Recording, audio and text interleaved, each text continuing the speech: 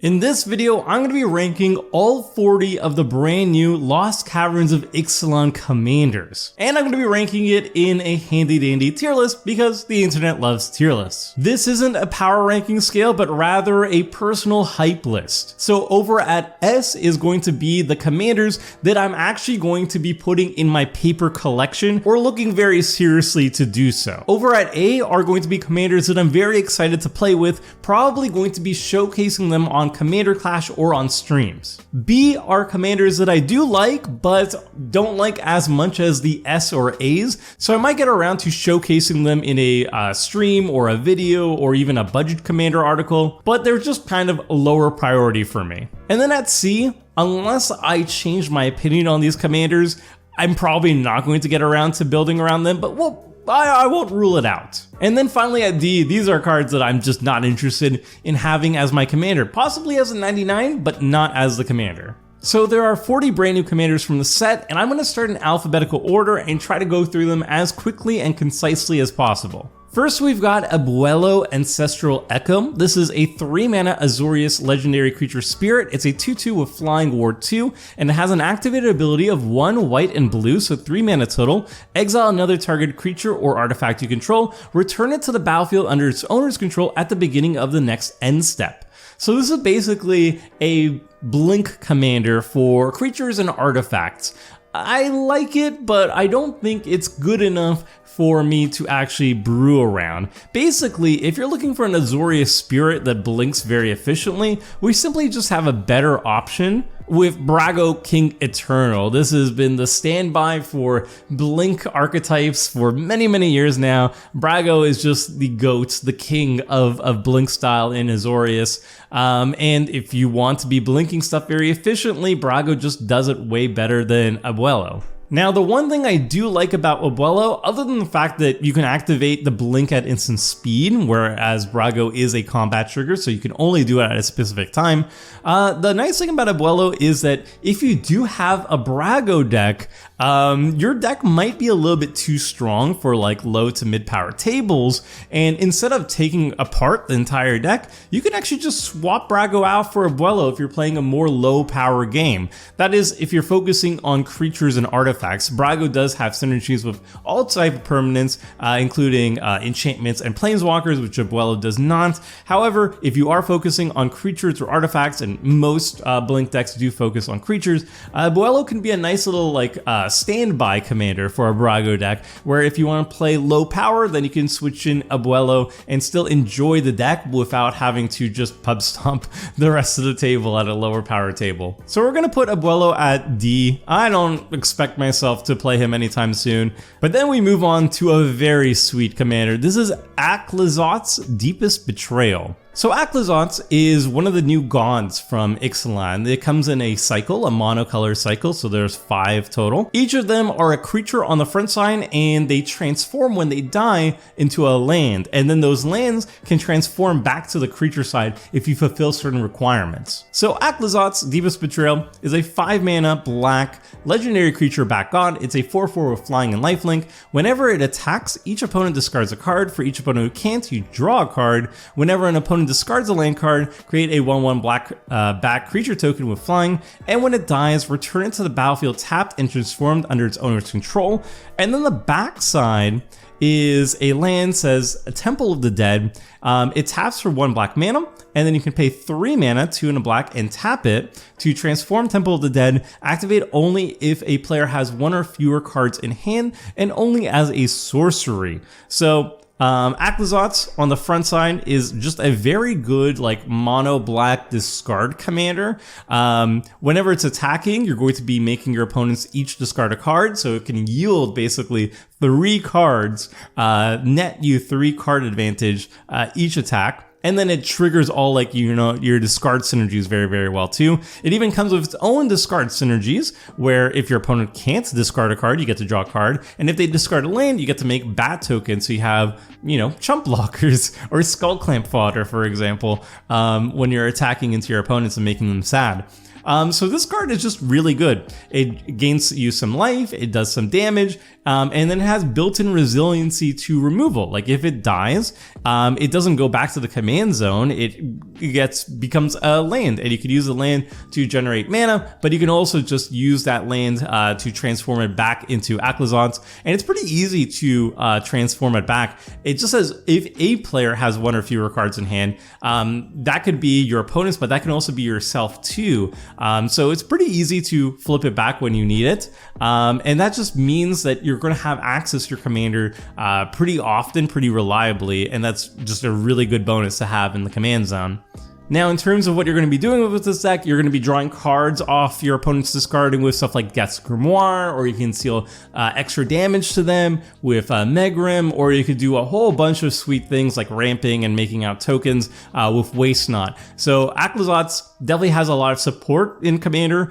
Discard has a lot of support in Commander. The only thing that I could say that is a negative about this card and discarding as an archetype in general is that it does garner a lot of hate. Your opponents do not like being forced to discard cards, and the moment they see this in the command zone, they're going to know what's up. They're going to know that their hands are going to be dwindled to nothing, and they're going to focus on you a lot. Even if you're not the scariest threat on the board, people just don't like having their hands messed with. It's just one of those unspoken rules in Magic. So I do like the fact that it does protect itself pretty well. Like, it has lifelink, it has evasion, it makes back creatures that can chump block. So just be sure that when you're building Aclazotz, you're going to know that you're going to be the arch enemy at the table. Just appreciate that fact. Don't get salty about it. And also be prepared. Build around knowing that you are the arch enemy.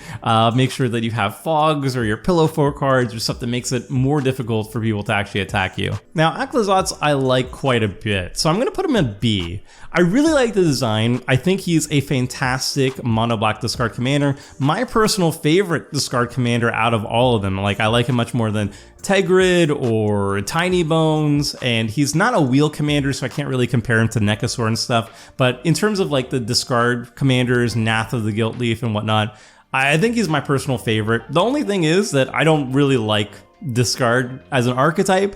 I don't like being the de facto arch enemy, and it's just kind of not my vibe. So even though I really like the card design and everything, I'm just going to put him in B because there's just a lot more other commanders that I'm going to be more interested in building and playing with over Aclazotz. Next up, we have Admiral Brass Unsinkable. Admiral Brass Unsinkable is a 5-mana Grixis Pirates Matters commander, but it's pirates, but graveyard pirates, so spooky pirates. It's a 5-mana Grixis legendary creature human pirate. When it enters the battlefield, you mill 4 cards. It's a 3/3 creature, by the way, and at the beginning of combat on your turn, you may return target pirate creature card from your graveyard to the battlefield with a finality counter on it. It has base power and toughness 4/4. It gains haste until end of turn. So traditionally, pirates are all about attacking, creating treasures, and stealing your opponent's stuff.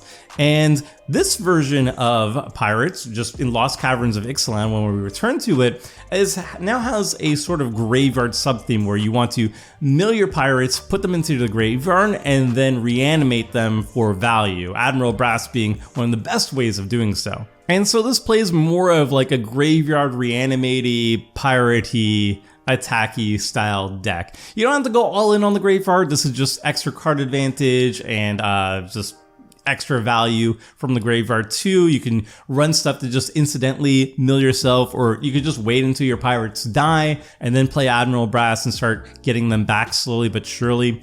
So you don't have to go all in on the mill plan either. Now, this isn't the first Admiral Brass that we've seen. The original version in Ixalan, the original Ixalan, had Admiral Beckett Brass. It was a 5-mana Grixis, also cared about pirates, and it was more just your typical classic pirate stuff. It pumped up your pirates, which made them a little bit easier to deal damage and get in there when attacking. And then if you hit somebody with 3 pirates, you could steal something. So very piratey. My only disappointment with Admiral Beckett Brass is, while it looked really good on paper, it was very hard to pull off in actual gameplay. It turns out hitting people with 3 pirates is kind of difficult, and also people don't like it when you steal their stuff from the board. So you usually were a target, and what would usually happen in my experience is just Admiral Beckett Brass would just die a bunch, and then your deck just didn't really do that much, which was kind of a bummer. So I do like Admiral Brass. I think it's a little bit more playable than the original version. That said, I don't really vibe with the Graveyard Pirate theme. I feel like that's tacked on, and I think Pirates had enough going on with making treasures and stealing things that you didn't really have to have a graveyard sub-theme going on as well. And it kind of feels like pirates and like rogues are kind of just merging together in a way that I don't really like. So I just kind of wish that rogues were stuck with the graveyard theme and pirates got to do the treasure and stealing things more. So where would I rank the new Brass? I think she's well designed, but personally I just don't vibe with graveyard pirates. It's spooky.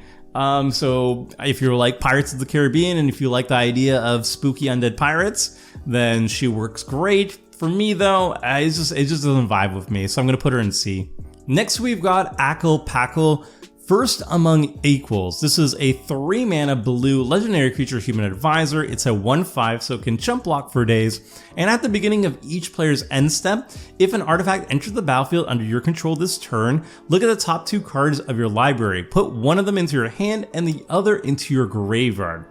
Now this commander I feel is a little bit slept on. I was browsing Reddit and Twitter and whatnot, I didn't see that much hype for this card, but basically, if all things are working well, this is a 3-mana, basically draw 4 cards over an entire turn cycle. It's even better than just draw 4 because you get to look at the top 2 of your library and select the best one. Another one goes into the graveyard, so it enables graveyard synergies as well. Now that is its power ceiling. Its floor is it does nothing. However, if you're in an artifact deck, at the very least, you're going to be putting 1 artifact on the battlefield on your turn. I think that's very reasonable to attain. Once you're, putting artifacts on opponent's turn, that's a little bit trickier. That's less consistent. But the most realistic thing that you can see, the lowest expectation you can have for Akal Pakal is you're going to be drawing an extra card every single one of your turns for 3 mana, and it's a 1/5 blocker.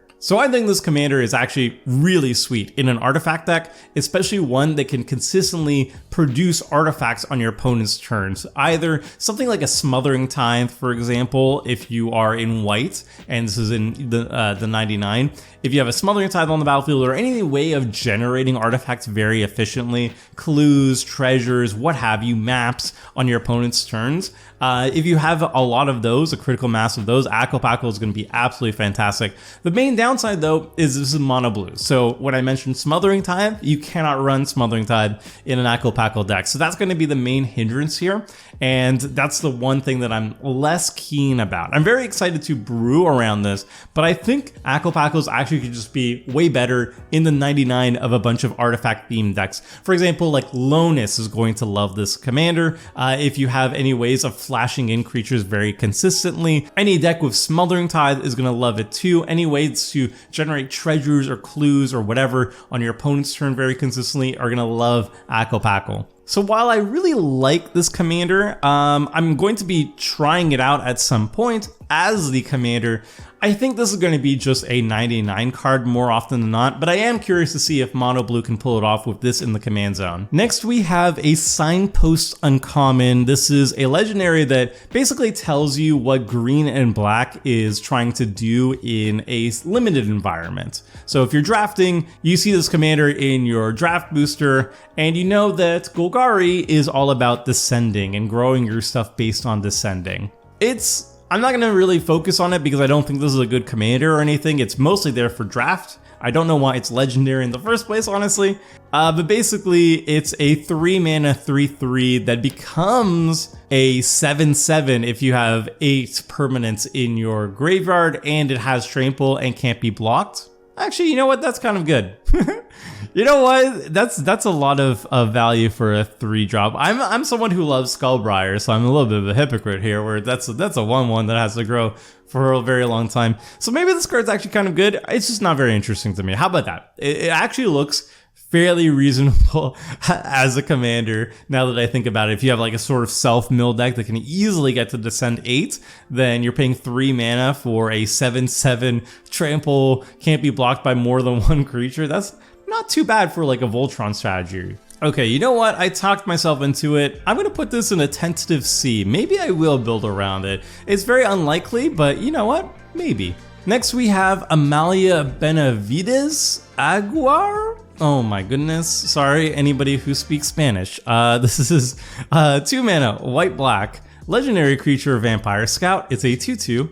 It has ward, pay 3 life, kind of nice. And then whenever you gain life, Amalia explores and then destroy all other creatures if its power is exactly 20. So when you gain life, Amalia explores, so you're going to be generating a lot of card advantage and also filling your graveyard at the same time. Granted, you're going to be just getting lands as your card advantage, but I still think that's still very, very good, and filling your graveyard is very, very good as well too. Amalia grows as that happens, and then eventually if you do hit the power of 20, which is 18 +1/+1 counters on her if you're just exploring, so you have to explore like at least 18 times unless you're doing other things to raise her power level, then you get to wipe the board of opposing creatures. Now I think the destroy all creatures part of this clause is not super relevant to her ability. The real relevance here is that whenever you're gaining life, you're going to be exploring. You're going to be generating a lot of card advantage, and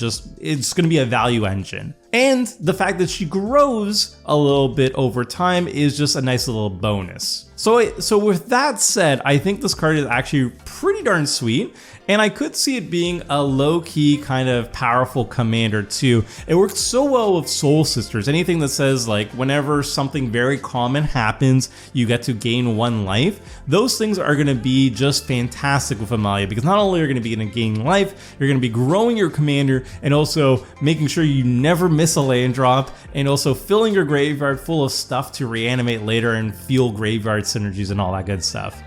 And then yeah, sure, if you do hit 20 power, you could also wipe the board of opposing creatures. That's fun too. Now, if you don't have Amalia as your commander and you have a deck that also is running green, you can combo off of her with Wild Growth Walker. It's just very simple to combo. Whenever you explore, you're going to be gaining life, and then Amalia says whenever you gain life, you get to explore. You just do this over and over again to explore through your entire deck and gain a whole bunch of life. So that's very fun. The only strike against Amalia as your commander is that Orzhov Life Gain has so many life gain commanders that are really, really good already. It's one of the most popular archetypes in the format, and Orzhov specializes in this sort of stuff. So Amalia just has steep competition if you are looking for an Orzhov life gain commander. There's just so many to choose from that Amalia, despite being very strong, might just not be strong enough compared to all the other options. But at the very least, I think she's fantastic in the 99. So where would I put Amalia? I would put her in the high B ranking, maybe even an A. I might even change her over to an A later on. I think she's really good, might be underestimated in the command zone, but I think once you see people like put down a couple of Soul Sisters and have her pop off, then people will understand that getting to explore a billion times is very, very good. Next we have Anim Pakal 1000th Moon. This is basically Boros Krenko on steroids. This is a 3 mana Boros legendary creature human soldier. It's a 1/2, and it says whenever you attack with 1 or more non-gnome creatures, put a +1/+1 counter on Anim, and then create X/1/1 colorless gnome artifact creature tokens that are tapped and attacking, where X is a number of +1/+1 counters on her. So unlike Krenko, Anim doesn't even need to attack to make a bunch of tokens. You usually need to attack with something. It has to be a non-gnome creature. She grows at a steady pace, she makes a lot of tokens, and obviously she functions very well if you have other ways of putting additional +1/+1 counters onto her. I think she's a powerful option if you want a more aggressive go wide tokens deck that can also benefit from artifact synergies, because the tokens that she's creating are also artifact creature tokens. Now that said, I'm only going to be putting her in the B range just because, I don't know, aggressive go wide Boros attacky thingies are a dime a dozen too. There's just so many of them, and while this one is very, very good, it's 3 mana, it's a very efficient engine. There are sub-themes to explore with gnomes and artifact creature token synergies, all that good stuff, even +1/+1 counter synergies. That said, I mean, there's just so many different options for Boros go wide attacking strategies that it doesn't super much excite me like some of the more unique commanders that came out in this set. Next we have Bartolome del Presidio, and this is also a signpost uncommon, but I think it's actually quite good even as a commander. This is an Orzhov legendary creature vampire knight. It's a 2/1 and it says sacrifice another creature or artifact, put a +1/+1 counter on Bartolome. So this is just telling you that Orzhov is about vampires and sacrificing stuff to get extra value, which is either +1/+1 counters and also usually gaining life as well. That said, this is a very fantastic sack outlet for aristocrat decks. It's basically a legendary version of like a carrion feeder. I think that's the best example towards it. You could also compare it to Viserys here too, which not quite as similar. It scries instead of getting counters on it, and it can also sacrifice artifacts too, which is very nice and something that both Carrion Feeder and Viserys here can't do. That said, it is 2 mana instead of 1 mana, but it is also a legendary creature, and it can also be your commander. I see this as basically a combo engine. You're not going to be doing fair things with Bartolome in your command zone. You're going to be finding some basic aristocrat combos to pull off with this.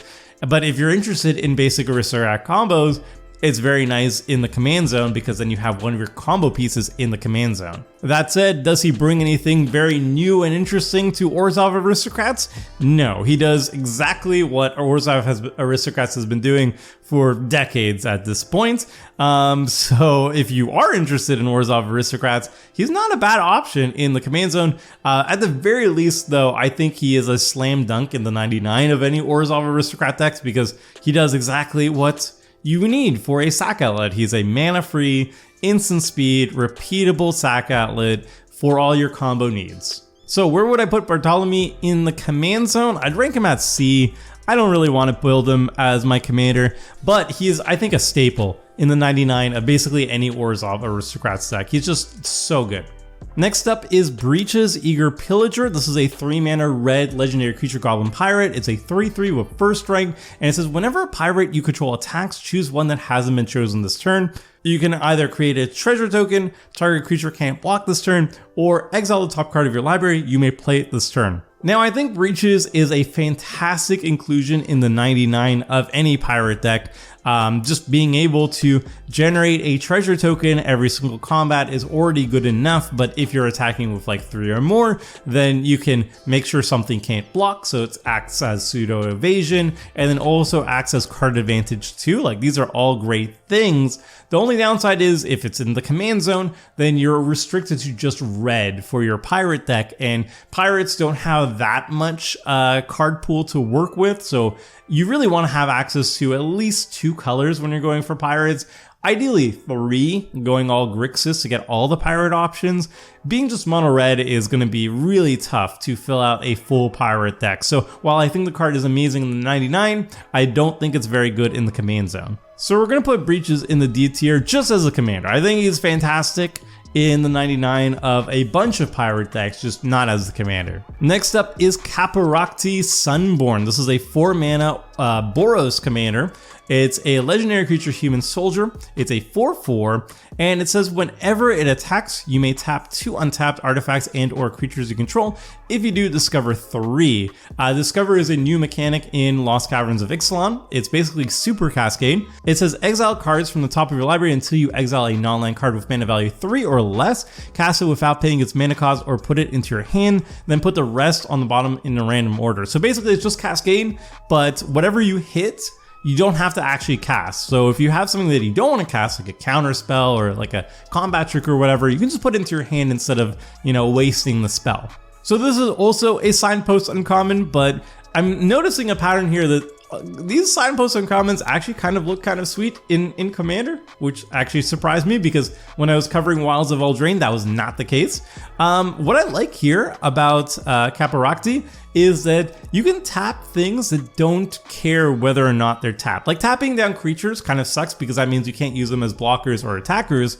But let's say you're an equipment deck, and your equipments don't care whether or not they're tapped or not. Like they're going to be equipped and doing their thing regardless. So I actually like Caverns as like the leader of an equipment deck. You can play a bunch of equipments, you know, equip them, use them for whatever, but then you know what? You can also tap 2 of them when you're attacking and just discover 3, which is card advantage and mana advantage. It's slow and steady, and it is a 4 mana creature, and it also needs, you know, evasion or whatever, but I think there is a little bit of good value here that might be underestimated. That said, do I like him enough to run him over other Boros equipment commanders? No, I don't think so. I think he's fine as that, and he has also other options you can be working with. You don't have to go equipment or whatever, but I think just 4 mana creature that requires attacking, requires evasion and stuff to survive attacking. The payoff is that every single turn you get to discover 3. That's good, but like not like super good. So Caverns, you're fine, but I probably put you in the D tier. Maybe put him in the 99 of an equipment deck, but now that I'm thinking of it, probably not. Next up is another Signpost uncommon. This is Captain Storm Cosmium Raider. This is a 2 mana Izzet legendary creature human pirate. It's a 2/2, and it says whenever an artifact enters the battlefield under your control, you put a +1/+1 counter on target pirate you control. So it's a very basic buff for your pirates. Pirates are all about generating treasure, or at least sometimes they are. And if you are in a treasure focused pirate deck, then Captain Storm can generate a lot of counters and make your creatures a lot bigger. Now, is Captain Storm good enough in the command zone? I would say probably not. I think she is a reasonable payoff for a 2-drop, but it's just not enough value, I would say, to be in the command zone for me. It might be good enough in the 99 of a pirate deck that, you know, has a heavy focus on treasures or just has a general artifact theme. But in the command zone, I just kind of want something a little bit more powerful. So Captain Storm is a D for me. Next we have Carmen Cruel Sky Marcher. This is a 5 mana Orzhov legendary creature vampire soldier. It's a 2/2 with flying, and whenever a player sacrifices a permanent, put a +1/+1 counter on Carmen and you gain 1 life. And then whenever Carmen attacks, return up to 1 target permanent card with mana value less than or equal to Carmen's power from your graveyard to the battlefield. So Carmen costs 5 mana, which is on the higher end for commanders these days, and she doesn't come with any built-in resiliency to removal, which is a little bit scary, but the payoff is definitely there. Carmen will grow very quickly as people are sacrificing permanents. Obviously your deck is probably going to be sacrificing a lot of permanents too if you have Carmen as your commander. So as people are popping treasures, as people are popping clues and all these like cheap tokens, and people are cracking fetch lands, or people are just doing aristocrat things, which is pretty much what Carmen wants to be doing as well, she's going to be growing really, really quickly and gaining new life in the process. And it's a flying evasive beater that can quickly take people out with commander damage. But not just that, you can also return permanents from the graveyard directly back to the battlefield as you're growing Carmen. I see Carmen as a mix of both Mazarek and Guardian Scale Lord, both cards that I've played with extensively and enjoy very much. I always really appreciate how effective they are once I cast them. So Carmen is kind of a mix between the two, a little bit different than both of them, but I see her as being a really great payoff in the command zone and very much worth that 5 mana and the risk of having her die and not really do anything before she gets to pop off. Because if she does get to pop off, oh boy, she is a powerhouse. So I like Carmen a lot. She is a beatdown in the command zone. She grows very quickly. She rewards you for doing aristocrat things and punishes your opponents for doing very popular things like generating treasures and cracking fetch lands and whatnot. And also she is a card advantage engine that just reanimates stuff every single turn by attacking and getting something back from the graveyard as well. So with that said, I finally have something to put into the A bracket. She's actually like, I would say she's like a low A, high B, but I'm gonna put her in the A bracket because I do really appreciate what she's doing. The only thing I can say against her is there's an Aristocrats Vampire Commander in the set that I like even better than Carmen in the command zone, and they kind of overlap a lot. And that commander is Clavilano, First of the Blessed, which happened to be the next in the alphabetical order. This is a 3-mana Orzhov legendary creature vampire cleric. It's a 2/2, and it says when you attack, target attacking vampire that isn't a demon becomes a demon in addition to its other types. It gains when this creature dies, draw a card, and create a tapped 4/3 white and black vampire demon creature token with flying. So Clavileno is Vampire Aristocrats, and a very efficient one at that. It's a 3-mana 2/2, doesn't have really good stats, isn't really much of an attacker or a blocker, but what it does is it slowly converts your vampires into demons, and then when you sacrifice those vampires, or when they just naturally die, you draw a card and you get another vampire demon that's even bigger and it flies, and you can sacrifice that for even more value. He's a little bit slow, a little bit dirty, but he was made to be a Vampire Aristocrats commander, and that is something that I am personally very, very hyped for. Recently on Commander Clash, actually just last week, I played a Vampire Aristocrats deck behind with Lycia. And that was basically my attempt at trying to cobble together Vampire Aristocrats in Mardu colors. And there wasn't really that much direct support for Vampire Aristocrats, but I kind of just made it work with the card pool available to me. I really liked the end result, and it made me really stoked to continue trying Vampire Aristocrats. And then like 2 weeks after we recorded that episode, lo and behold, but one of the major themes in the precons, an entire precon rather, was Orzhov Vampire Aristocrats. So the timing was uncanny. I had no idea that the precon was going to be about Vampire Aristocrats when I built Lycia, and it just feels like it was fated to be that I was going to be really excited for Clavileno. So like I said, he's a little bit slow, a little bit clunky. He's not a sack outlet himself. He only converts one vampire at a time when you're attacking. But when that vampire does die, you get to draw a card, you get to make another token. Like, these are all good things for 3 mana. Definitely not the most powerful commander out there, and obviously if you want to focus on it, the most powerful vampire commander, then you always have Edgar Markov. But if you want to go a little bit more low power, a little bit different, then you have Vampire Aristocrats, and Clavileno is just a fantastic option for that. So despite not being like the strongest commander in the set, I'm really stoked for Clavileno. I'm going to put him in the A tier even before Carmen. You can expect to see me play this at least on Commander Clash. Maybe I'll do a budget commander precon upgrade on this one as well too. And maybe I'll even run him on stream, I don't know. Next we have Don Andreas the Renegade, and this is a new take on Grixis Theft. This is a legendary creature, Vampire Pirate. It's a 4/3 and has each creature you control but don't own gets +2/+2, has Menace and Death Touch, and is a pirate in addition to its other types. And whenever you cast a non-creature spell you don't own, create 2 tapped treasure tokens. So Don Andreas is a massive payoff for stealing your opponent's stuff. If you're stealing creatures from your opponents, then they get much, much stronger, and they are also pirates, which might be relevant, I don't know. And if you cast non-creature spells, well, you're rewarded with a bunch of treasures. So overall, I like this commander. I think it provides enough of a payoff for a theft archetype deck to warrant being in the command zone, because both those abilities are quite strong. And you have access to 3 colors, the 3 primary colors for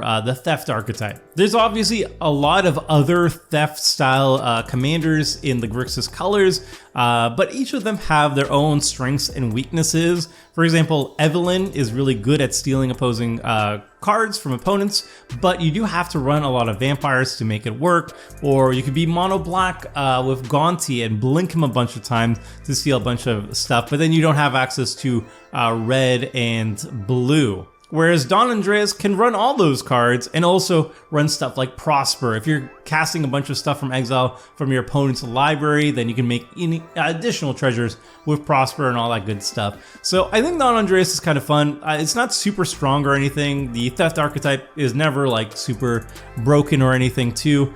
But it is good fun, it's good value, and it's a good payoff in the command zone. So where would I put Don Andreas? At the top of B, I think. Personally speaking, the theft archetype has never been really my jam. I know, I'm sorry. I know it's a very popular archetype, and I do appreciate that it scales to the power level of whatever table you're playing against, but I just don't like playing the theft deck. I don't know. So while I really think this is a cool and well-designed commander, it's not top of my priority to actually build a deck around him. Next we have Francisco Foul Marauder. This is a new partner commander. It's a 2-mana black legendary creature, bird pirate. It's a 0/1 with flying, and it says it can't block, and whenever one or more pirates you control deal damage to a player, Francisco explores, and it has partner. So this is a new partner option for basically pirate decks. There's a few partners out there that focus specifically on pirates. I think there's Malcolm and Breaches, if I remember correctly, and there might be one or two more otherwise. But this basically gives you another option if you want to focus on pirates, but you want to have two partner commanders in your command zone. And this one is pretty reasonable. It can't really deal damage when you cast it. But when you start hitting with your pirates, Francisco explores. It's going to generate card advantage, put lands into your hand, grow, put pirates into the graveyard so you can reanimate them later. All good things. And for 2 mana, that's very reasonable, especially because it has partners. So you're going to have another commander to further boost your power in the command zone. Honestly, out of all the pirate leaders that we've been looking at so far, I do like Francisco the most. I like the idea of putting Francisco with, I don't know, Malcolm or something to go Dimir, self-mill pirates. Like that sounds actually pretty dope to me. Or you can go Rakdos as well, Breaches, or I don't know, there might be other partner pirates out there to combine with Francisco. But yeah, this is actually a pretty sweet bird. Next we have new Ghalta Stampede Tyrant. It's 8 mana, 5 and triple green. It's a 12/12 legendary creature, elder dinosaur. Expensive, very expensive. It has trample. But the biggest thing is that when it enters the battlefield, you put any number of creature cards from your hand onto the battlefield. This card is just nutty. The fact that you don't even need to cast it to get that ETB trigger. You can just like reanimate it, you can sneak attack it, you can blink it, and then you can just dump all the creatures in your hand just directly onto the battlefield. All good stuff. If it's your commander, then obviously you're probably going to ramp into it and be like pretty creature heavy. So you want to focus on like mana dorks and stuff that like just creatures that can generate ramp or like ramp out Ghalta more efficiently. Stuff that draws a lot of cards, you know, it's a 12/12, so you can run like Return the Wild Speaker to draw 12 cards, a bunch of draw 12 options, which means just more creatures in your hand to dump onto the battlefield with Ghalta further. Yeah, this card is actually pretty good as a commander. I would say it's worth that 8 mana. Like you're in green, you can definitely ramp out an 8 mana spell, and then when you do ramp out Ghalta, as long as it's not countered, you're going to get a ton of value out of it, and possibly win the game on the spot. Who knows? It is very big. It's very Timmy. It's very flashy. The main downside is that it is a little bit of a risky strategy to have as your commander. Everybody's going to know exactly what you're going to be doing. Everybody's going to be on high alert. If you get countered, you're going to be very, very sad. So you're going to have some ways to make it uncounterable. And then also, if your board gets wiped or anything like that before you get to have value out of your board state, you're going to be very sad too. But I don't know, it's still a good commander. It's still very exciting. And also it's just fantastic in the 99 of creature heavy decks too. So you can't go wrong either way. Now, this is not the topmost priority for me to build a deck around, but I do quite like it. I honestly, who doesn't like just vomiting your hand onto the battlefield and having a 12/12 trampler? Like that's just clean Timmy fun. I'm gonna put it in the B range. Like obviously I think it's better in the 99 because your opponents won't see it coming. But you know what? It's still fun as a commander. Next, we've got Hackbell of the Surging Soul. This is a 4 mana Simic Merfolk commander. It's a legendary creature, Merfolk Scout. It's a 3/3, and it says at the beginning of combat on your turn, each Merfolk creature you control explores.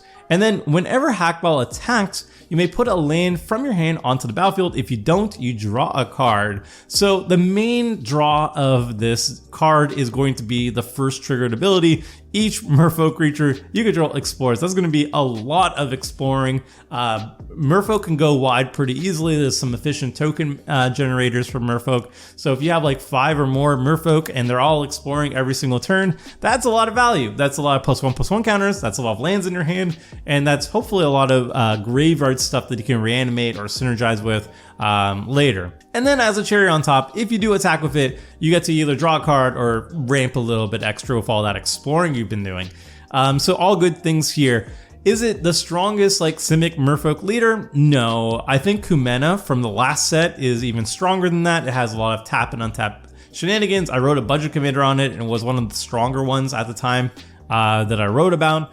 That one is also very dirtly though, so you know, just keep that in mind. I've heard feedback from Kumena players that it's very solitary once it pops off, and this one is going to be just less solitary. You could resolve this pretty quickly, even if you're exploring like 5 times. It's pretty easy to resolve all that, and the attack trigger is pretty simple too. It gets the job done, is what I'm trying to say. It gets the job done. It's less dirtly. It's still a very good value engine. But it's not the strongest Simic Merfolk leader. That's just something you gotta be aware of. Now, am I super interested in running Hackball? I'm fairly interested. Like, if I get around to building a new Merfolk deck, yeah, it would be Hackball. So I'm just gonna put it in the B range. You can see the B range is starting to get a little bit filled up over here because there's a lot of pretty sweet commanders. They're just not the sweetest. Next we have a flip commander. This is Huatli, Poet of Unity. This is a Naya commander because it has a casting cost of 2 and a green, but it also has an activated ability that has Boros in it. So you put them two together, you get Naya. So Huatli, Poet of Unity, 3 mana green, legendary creature, human warrior bard. It's a 2/3. When it enters the battlefield, you search your library for a basic land card, you reveal it, put it into your hand, then shuffle. And then you can pay 5 mana, 3 and Boros Hybrid to exile, and then return her to the battlefield transformed under her owner's control, activate only as a sorcery. And the backside is actually a saga, which is very cool. Roar of the Fifth People. It has 4 chapters. The first chapter is create 2 3/3 green dinosaur creature tokens. Chapter 2, Roar of the Fifth People gains creatures you control have tap to add Naya colors.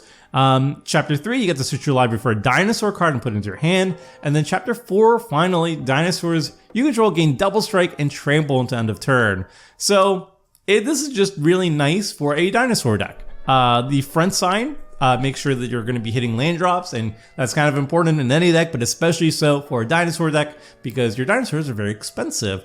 And then once you have all this excess mana, you can flip her over and she makes dinosaurs. She ramps you even more so you can put even more dinosaurs onto the battlefield. So she searches up the dinosaurs, so more dinosaurs on the battlefield. And then when you have a critical mass of dinosaurs, boom, chapter 4, double strike trample, GG for your opponents if they don't have a way to wipe your board by then. Now that said, am I excited for her as the commander of a dinosaur deck? No, she's not a dinosaur, which is one minor strike against her, but also more importantly is that we have some really fantastic dinosaur commanders. There's at least 2 that I personally am more excited for as the commander for a dinosaur deck. That said, I do like her in the 99 of a dinosaur deck.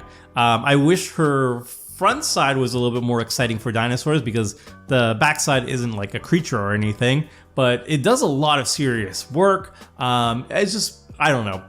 For a dinosaur deck, there's just so many really powerful dinosaur commanders that Huatli is just the lesser exciting one for me. So I'm going to put Huatli in C. I really like her in the 99 of a dinosaur deck, just not as the leader of one. Next we have Inti, Seneschal of the Sun. This is a 2 mana red 2/2 legendary creature human knight. It says whenever you attack, you may discard a card. When you do, put a +1/+1 counter on target attacking creature. It gains trample until end of turn. And whenever you discard 1 or more cards, exile the top card of your library, you may play that card until your next end step. So Inti is actually really interesting to me. For 2 mana, you're getting way more value than I expected you would get on a 2-drop, to be honest. It's a rummager. So it puts stuff in the graveyard and it has like graveyard synergy, draw synergies. It puts counters on target attacking creatures, including it could be just itself. It gives us trample, so nice pseudo evasion. And then it also turns that discarding, that rummaging, into straight up card advantage because you could just then cast impulse draw off the top of your library. It's only until your next end step, not until next turn's end step, but you still get value out of it regardless. That is a lot of very sweet value.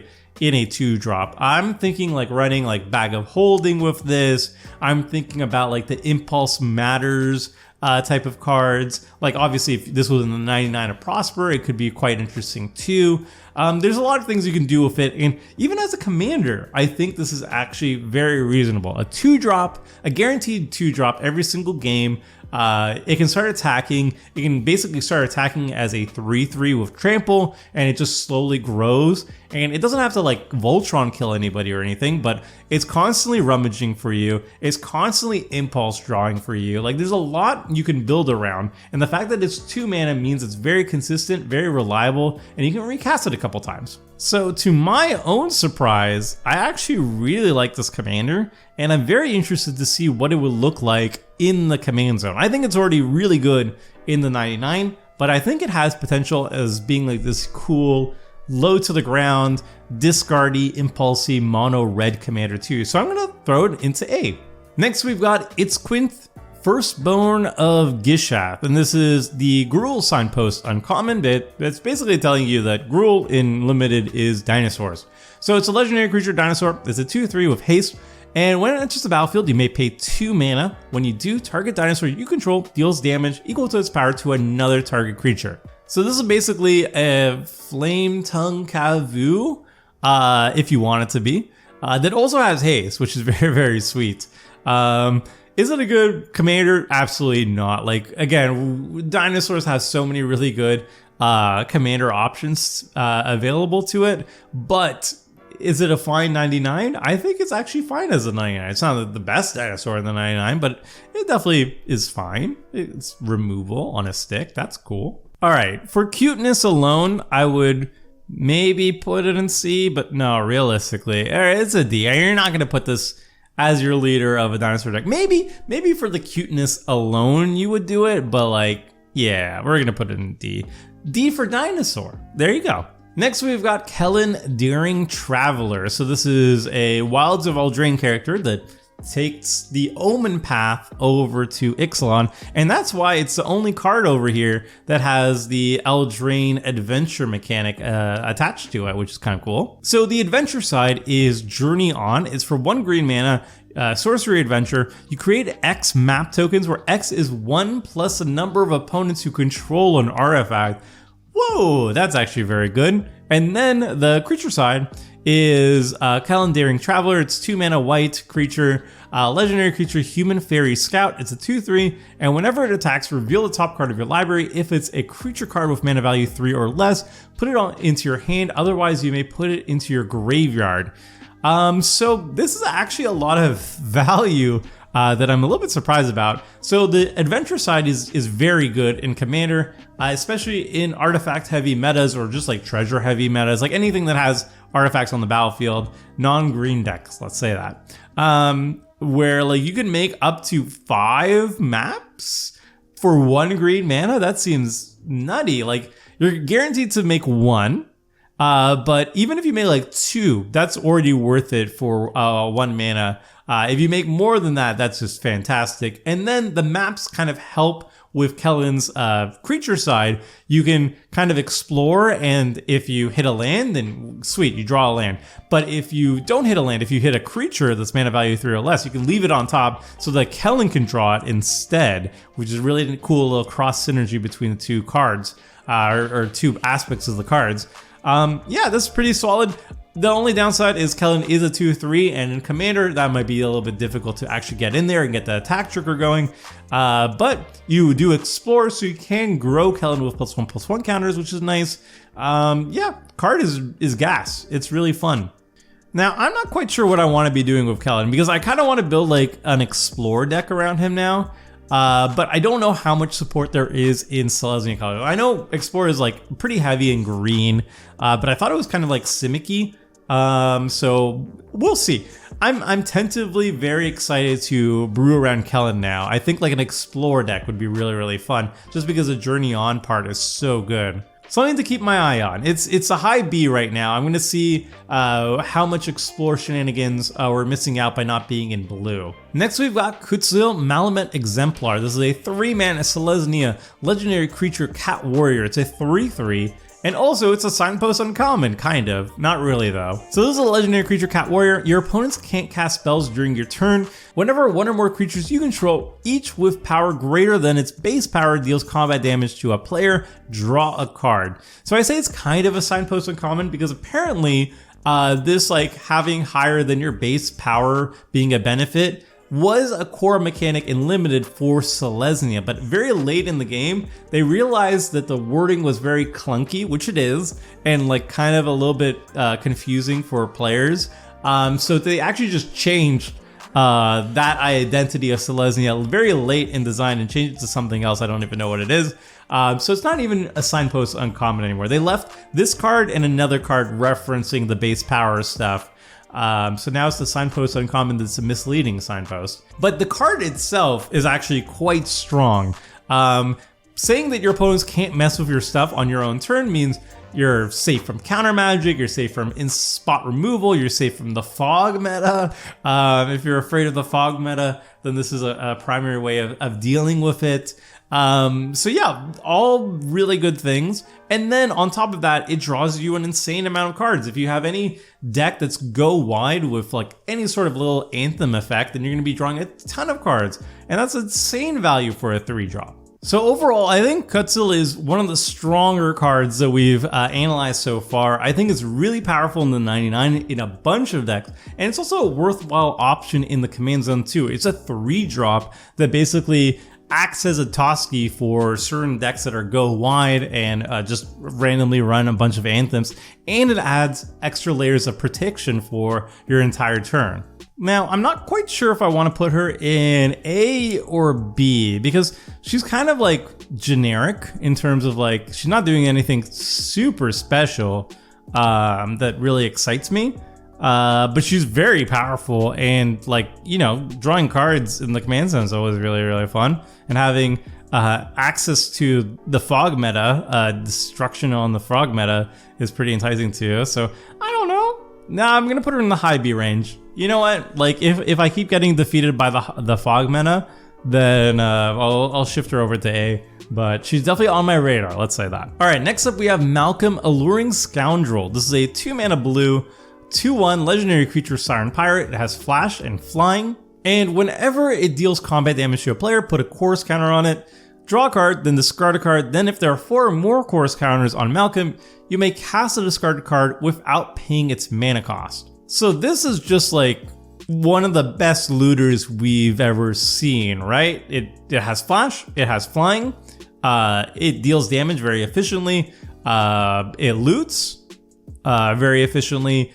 And then eventually, if you loot enough times, if you have enough chorus counters on it, then you can cast a discarded card as well. So it's just like straight up card draw. Yeah, this card's really good. It's not super exciting in the command zone to me. Again, it's just, there's not that much you can really build around unless there's other things that deal with chorus counters that I'm not aware of. It gets better, obviously, if you have like double strike, you know, because then you get double the chorus counter, so you get it faster, but you also get to loot double the amount of times. That's very good too.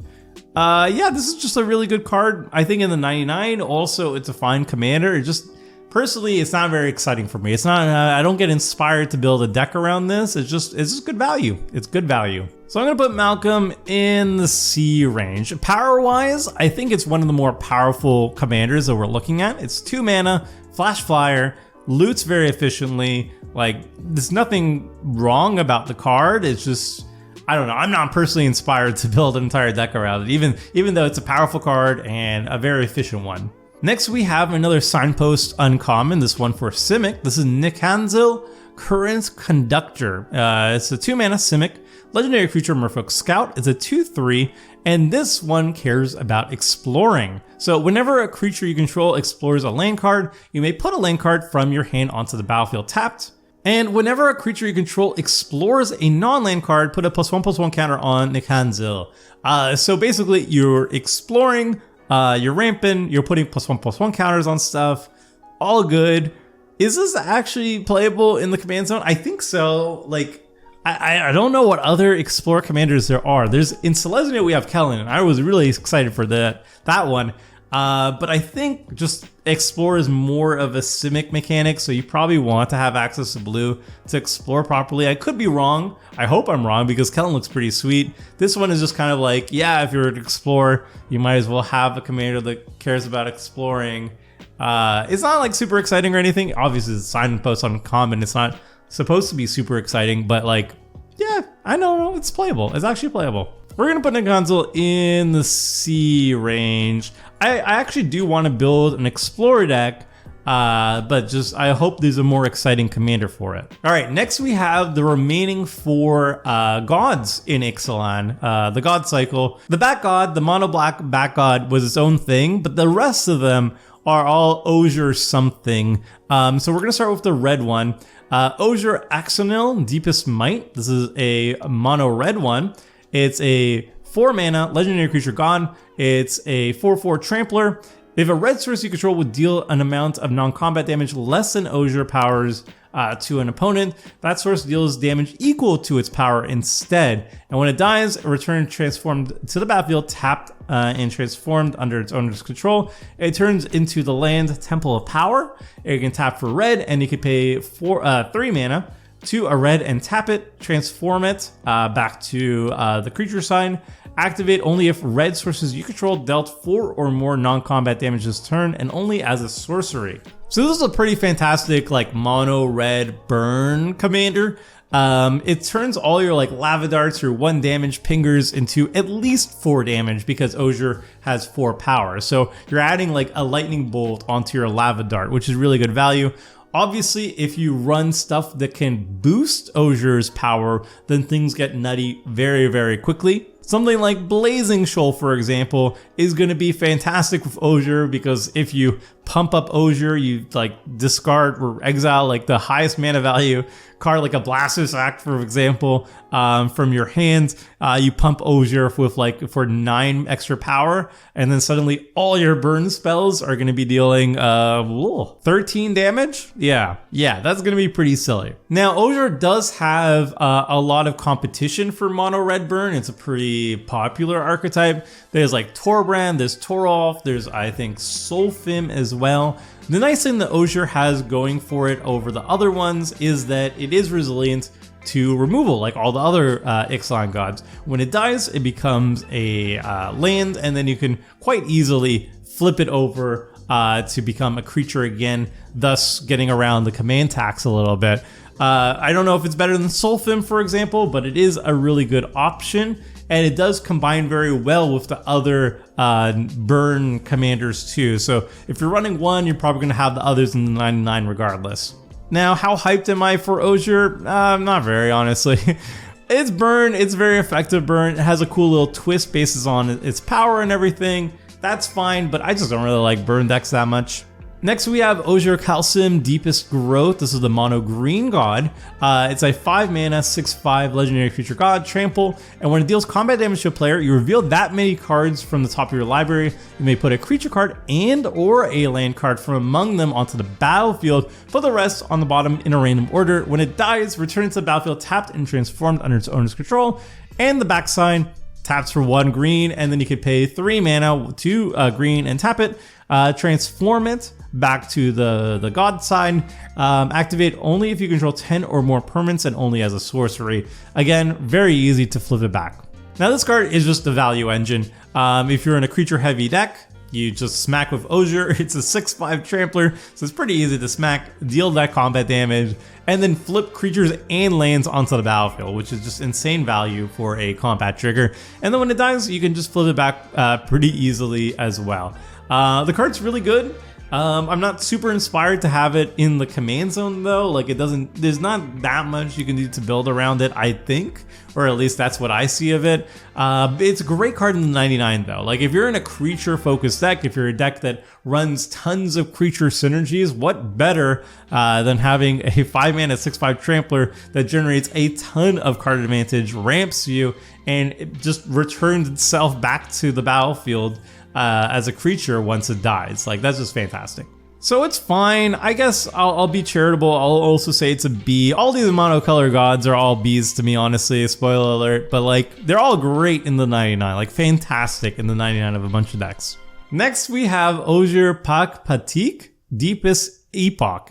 This is the Mono Blue God. It's 4 mana, 4/3, legendary creature god, flying. Whenever you cast an instant spell from your hand, it gains Rebound. Rebound is exiled as it resolves. At the beginning of your next upkeep, you may cast it from exile without paying its mana cost. So every single time you cast a spell, instead of going to the graveyard, it goes to the exile zone, and then you get to cast it one more time for free on your next upkeep, which is great. And then when it dies, it's a little bit different because it re-enters the battlefield trapped and transformed as a land, but it comes with 3 time counters on it. And then the land side, each time you're tapping it for mana, you remove a time counter from it. So it starts with 3, you remove 1 each time you tap it. And then you can activate it by paying 3 mana, tapping it, and then transforming it. And you can only do this when you have no time counters on it. So you have to basically activate the land 3 times, and then the 3rd time you can activate it to transform it, or the 4th time you get to activate it and transform it, unless you have ways of removing time counters or doing shenanigans with time counters. This card, just like all the other gods, spoiler alert, I don't really like them as the commander, but this one it is really cool. I like rebounding. That's kind of neat. I personally am most excited to run this in Calamax. My Calamax deck is all about instants. It's an arcane deck, all about instants. So giving all my instant spells rebound is fantastic. So there we go. It's a B. It's a B. They're all Bs. They're all 7s. Okay, next we got the most hyped of all the gods, I would say. Ojir Attack, Deepest Foundation. This is the triple token generator, the mono white one. It's 6 mana, 6/6 vigilance. If one or more tokens would be created under your control, if one or more creature tokens would be created under your control, 3 times that many of those tokens are created instead. And then when it dies, it enters the battlefield tapped, transformed as the land Temple of Civilization, taps for 1 white, and then you can transform it back, but you can only activate it if you attack with 3 or more creatures this turn. So this one, if you are in a creature token deck, you're going to be very happy because this one's just super fun. The benefit over like Anointed Procession and Doubling Season and all that stuff in a creature token deck is that it itself is a creature, so it benefits from creature synergies itself. And 3 times that many tokens is just like a very sweet phrase. It's just fun. This card is just fun. Is it a great commander though? No, I don't think so. Like, it's fine. It's resilient to removal like all the other ones, but it is 6 mana. And I don't know. I just think it's much better than the 99, where your opponents don't like have an immediate threat radar directly targeting your commander with it if it's your commander. And yeah, I think it's better to just play and then immediately crack all your make a bunch of creature tokens or whatever immediately afterwards. And I think it's just better suited than the 99. All right, there we go. The last Ojir is in B. Next, we've got Pantlaza Sunfavor. This is the face commander for the dinosaur precon. It's a 5 mana Naya 4/4 legendary creature dinosaur. And when it or another dinosaur enters the battlefield under your control, you may discover X, where X is that creature's toughness. Do this only once each turn. So you play Pantlaza, you get to discover 4, so you immediately get to cast Super Cascade into a 4-drop or less. That's just good value. And then whenever your dinosaurs are into the battlefield, you're going to get further card advantage, and sometimes also card advantage plus mana advantage because you get to cast it immediately if you want to. This is just good value. It's a good value engine for a dinosaur deck. It's, I don't know, not super exciting. I guess Discover itself is an exciting mechanic. Just being randomly getting something off the top is pretty good. But what it boils down to is just you cast dinosaurs, you generate card advantage and mana advantage, which is it's fine. It's great. But I don't know. There's a lot of dinosaur commanders out there. And personally, if I wanted a dinosaur in the command zone, I just still like Gishath a lot more. But this one is also fine too. It doesn't require you to be aggressive. It's cheaper than Gishath, and it's just good value. Obviously, if it's not your commander, then you basically have to put it in the 99. It's just the value. The value. It's great. So Pantlaza, great in the 99, staple in the 99, but I'm going to put it as a B. If I can't run Gishath, then yeah, sure, I'm going to be happy with Pantlaza or whatever. But there's actually one dinosaur commander that we haven't spoken about yet that I actually like more than Pantlaza from the set. So we'll get to that soon. Next we have Saheeli, the Sun's Brilliance. This is a 2-drop commander. Is it 2 mana, 2/2, legendary creature, artifact,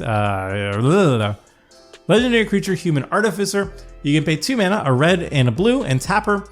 Create a token that's a copy of another target creature or artifact you control, except it's an artifact in addition to its other types. It gains haste, sacrifice it at the beginning of the next end step. Now this card, I feel like I'm going to just like undervalue it right off the bat. But I don't think it's that great. Like, it seems fine. Being able to make token copies of stuff, you get to sacrifice them later. I have like vibes of Mishra, for example, but I don't know.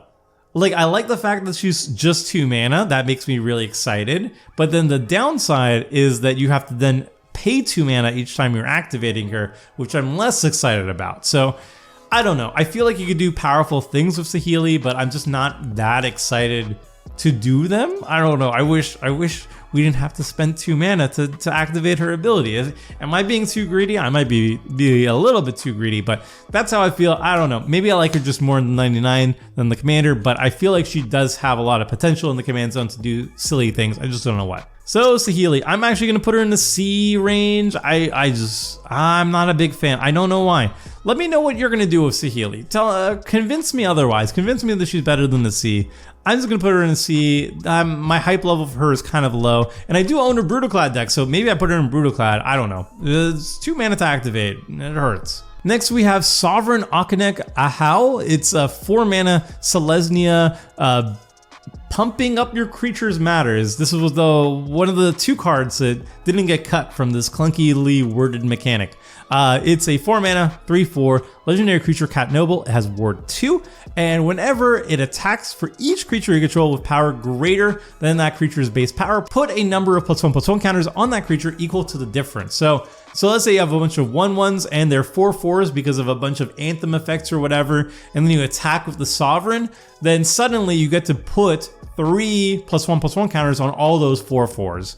So that's kind of how it works. It's clunkily worded, and you can see why they cut it as a main theme of Selesnya. Like, it's a simple mechanic, but the way they worded it, the way they tried to get the message across was a little bit clunky. That said though, this card is bananas. Like, it's insane how much value this 4-drop is doing. It's a creature, so it deals with creature synergies. It wants to go wide, and then if you're in a go wide deck, obviously you're gonna have a ton of different anthems. You're gonna have like Cathar's Crusade, you're gonna have any sort of thing that just like pumps up your team, and then the Sovereign just pumps up your team like even more, but by like silly amounts. And then every subsequent time you're attacking, you're pumping them up even more. Like, it's actually exponential on how much you're growing your army with Sovereign. Like, that's wild, and it's a 4-drop. And the thing I really like about it is it has Ward 2. So not only is it's a 4-drop and it's relatively cheap, or like medium costed these days for a commander, but it also comes in with some built-in resiliency to removal.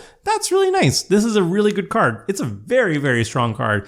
That said, I actually think that the uncommon is actually stronger as the commander, just because I like having my like sneaky little card draw in the command zone, and this one is my sneaky little I kill you in the 99. This one I feel like probably draws a lot of hate if you have it in the command zone, because we're all like, oh no, he has 5 creatures on the battlefield, we're gonna die if he casts his commander. Whereas other ones just like, it's fine guys, I just drawing some cards, just chill bro. So that's how I'm vibing with both of these two. They're both really good as commanders though, and obviously great in the 99 of a bunch of decks too.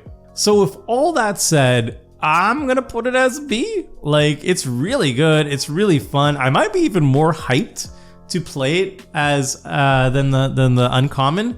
But I do think the uncommon's actually stronger in the command zone and this is better in the 99, but they're both close, they're both really powerful cards. All right, next up is Tetsun Gnome Champion. This is a Jeskai flip your double-faced artifacts. that's what it is there for. It's a Jeskai, take all your double-faced artifacts and put them in a single deck. So it's a 2/2 legendary artifact creature gnome, and it says whenever it or another double-faced artifact enters the battlefield under your control, mill 3 cards. You may put an artifact card from among them into your hand, and then you have craft with 6 artifacts and pay 4 mana. So you can pay 4 mana, exile this artifact, and then exile the 6 from among other permanents you control, the 6 other artifacts from the battlefield or your graveyard, and then return transform as the Golden Gear Colossus. Bada bing, bada boom. It's a 6/6 Vigilance Trample, and then whenever it enters the battlefield or attacks, you transform up to one other target double-faced artifact you control. Create 2 1/1 colorless gnome artifact creature tokens. So both this Ixalan and the last Ixalan had a theme of artifacts that transform. This one especially too. So we have a lot of these like weirdly powerful transform artifacts that don't have anything to do with each other. But you know, if you get to flip them for free, then maybe they're good enough. But like there's a bunch that actually kind of work decently well with each other, like Thematic Compass or the Everflowing Well or Thousand Moons Smithy. All of these cards are solid. Treasure Map, solid too. There's not that many of them, but there's a couple decent, really good ones in Jeskai colors. And I guess somebody at WotC was like, hey, I like these cards. What if I put them all in the deck? And I wanted to do that in Commander. And they said, okay, well, we're going to make a Commander that does exactly that. So I don't know. I think this is a little bit cheesy in terms of like a Commander that literally just does a thing with 28 cards. But at the same time, it's a little bit endearing too. And I kind of love it. Is it weird that I love this card? I think it's a little bit weird that I love this card. I just love the art. I love gnomes. I don't know why these are mecha gnomes, but I love gnomes regardless. I like the art. I like flipping things. I don't know. I don't have to justify what I like. I'm gonna put this in A. This is a top A for me. You know what? Even higher than the Vampire Aristocrats. The only reason why it's not an S is because I feel like every single Tetsun deck is going to look exactly the same. It's an artifact deck that runs basically the same core package, and there's going to be minor changes amongst other ones. But even, you know what? That's totally fine for me. That's a great deck to play a couple times and then not play anymore. For my personal paper collection, I like decks that I can play over and over again and not get bored of. This one, I'm very, very excited to play like once, twice, maybe even 3 times, and then never play it again. But I really, really want to play it. So high A for me, top of the A for me. Okay, next up we have the Ancient One. This is a 2-mana 8/8, and that is the main thing about it. It's a 2-mana 8/8. It's the Dimir 8/8 legendary creature, Spirit Gone. It has Ascend 8, so it can't attack or block unless there are 8 or more permanent cards in your graveyard. Not a problem for a Dimir self-mill deck. And then you can pay 4 mana to draw a card and discard a card, and when you discard a card this way, target player mills cards equal to its mana value. So you have a way of even self-milling yourself or milling out your opponents too, if you really want to do that as well. This card is just really cool. A 2-mana 8/8 is just really good. You don't even need to start attacking or blocking with it, or activating its ability rather. Like just having a 2-mana 8/8 can be useful in and itself. Obviously, it would be much more useful if it was a green creature, because then it can utilize all those like sweet draw cards equal to its power or toughness type cards. But even in the mirror, you can still do cool things with it. I just don't know what off the top of my head other than like Phoenix, mill people with Phoenix. There has to be better things. Let me know in the comment section what you would do with it.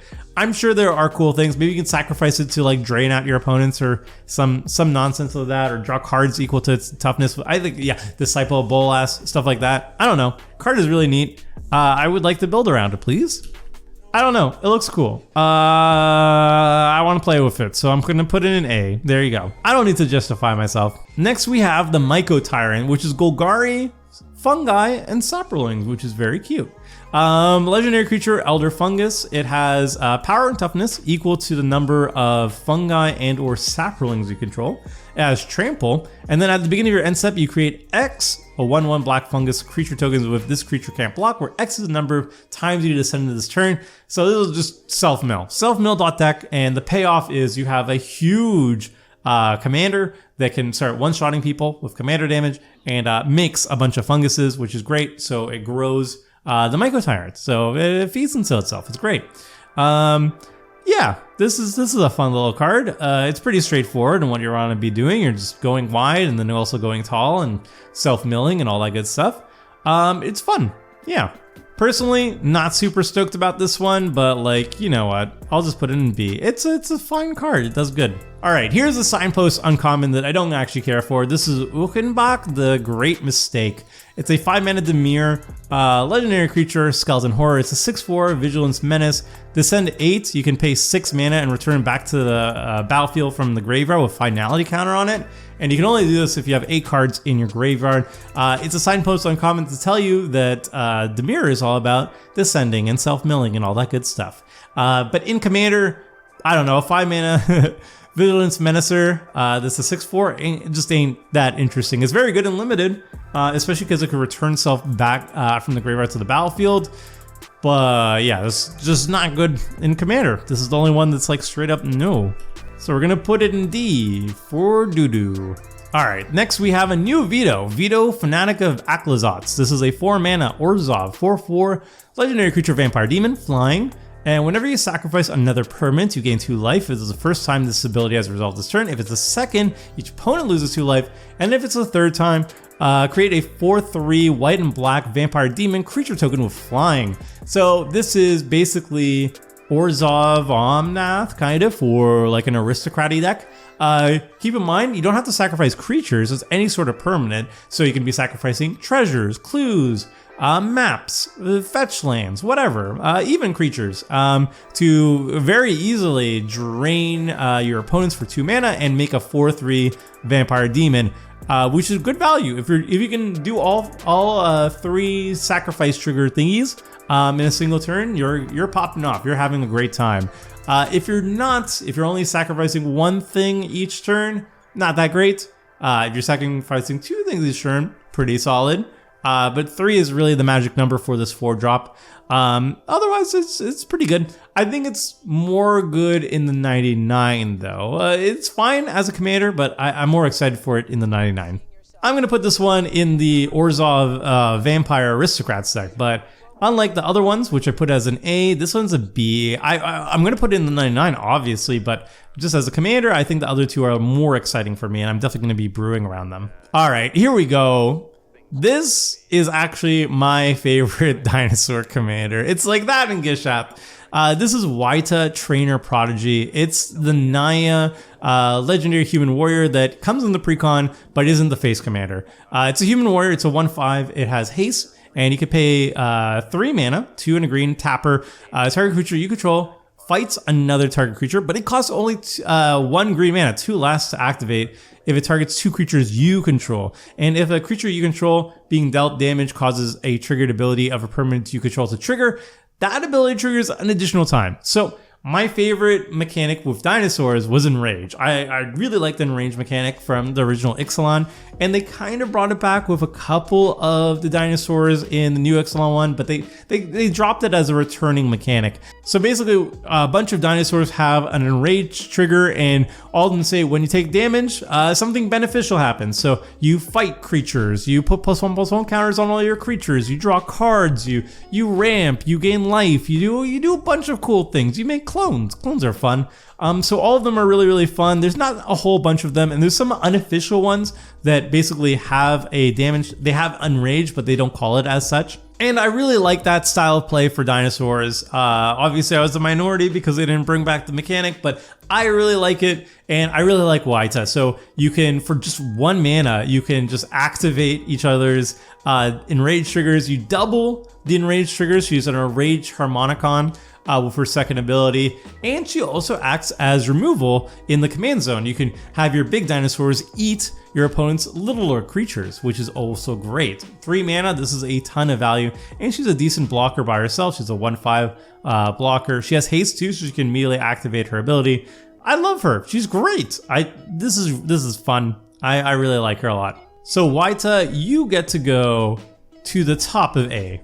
I'm not gonna build a paper deck around her, but she is the one that I am most excited to build a deck around and showcase on stream, on Commander Clash, Budget Commander Brew, what have you. All right, we're down to the last 3, and we have a spicy one. We have Xavier Sal Infested's Captain. This is Sultai Populate/Proliferate, which is very exciting. It's a 3 mana, 3/3 legendary creature, human fungus pirate. That's just a fun subtype over there, and has 2 activated abilities. You can tap it, remove a counter from another permanent you control to populate, activate only as a sorcery, or you can tap it, sacrifice another creature, proliferate, activate only as a sorcery. So you can focus on either mechanic. You can focus on being like an aristocrat deck that proliferates, or you can focus on populating big things, or you can do both. But the thing that I'm most excited about is building a janky fungus deck, baby.